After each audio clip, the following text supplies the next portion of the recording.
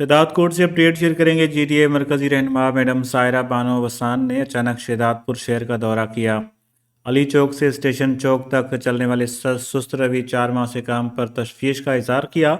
سائرہ بانو پیدل روڈ پر نکل پڑیں۔ کاروباری افراد کے ساتھ سائرہ بانو کے سامنے شکایتوں کے انبار لگا دیے۔